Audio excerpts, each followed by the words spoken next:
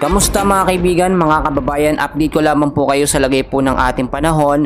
Pero bago ho yan, please huwag niyo po munang kalimutan i-like at i-subscribe po ang ating channel at pahit po ng notification bell para ma-notify ko po kayo mamaya muli sa lagay po ng ating panahon. Mga kaibigan, idineklara na po ng Pag-asa bilang isang severe tropical storm Bibingka. Ito pong bagyo na ating binabantayan na nasa labas po ng PAR. Tinatahak po nito ang direksyon papunta po dito sa may bandang northward over the Philippine Sea na nasa labas po ng ating bansa mga kaibigan, no?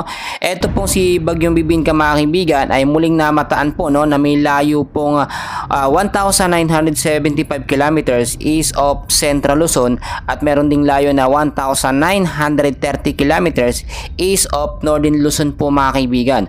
So ang problema dito natin mga kaibigan, yung bandang Luzon area ay apektado po ng trap or lakas ng hangin. Ito nga pong si Bagyong Bibingka or malakas na Bagyong Bibingka mga kaibigan na nasa labas po ng ating bansa, no? So hindi natin inaalis yung mga posibilidad na magbago ang direksyon nito at makapasok po, no, sa ating bansa within 24 to 48 hours. Magbabago po yung pagkilos niya mga kaibigan.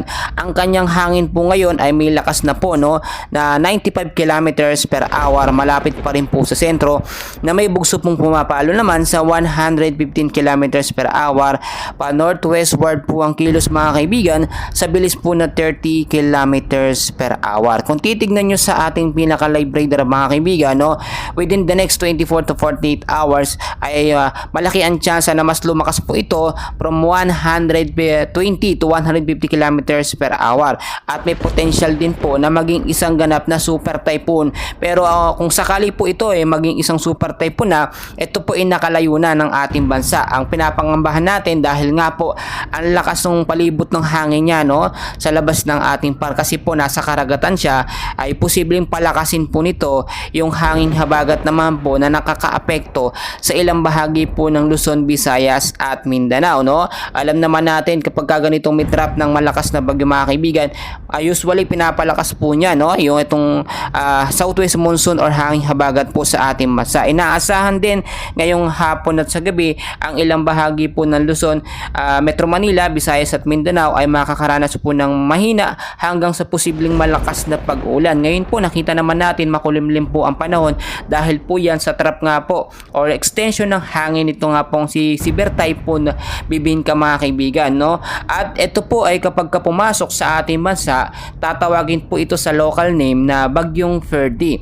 International name po niya yung Bagyong Bibingka mga kaibigan, which is nasa palibot po ng ating PAR, no? Nakadikit lamang po siya. So maging handa na lamang po tayo mga kaibigan dahil kung sakaling ito'y pumasok sa ating bansa, agad-agad po may tatala bilang isang storm signal number 1 ang area po ng Central at North Luzon mga kaibigan dahil dyan po talaga yung tinatahak na daan niya. Maging handa na lamang tayo mga kaibigan kung kayo po lalabas ngayong hapon at sa gabi pakiusap o galing po magdala ng payong, jacket, kapote, panlaban po iyan sa mga biglaan pong bugso, no, ng pag-uulan. And please mga kaibigan, huwag kalimutan i-like and subscribe ang ating channel at pahit po ng notification bell para notify kayo mamaya sa ating weather update. Maraming salamat po.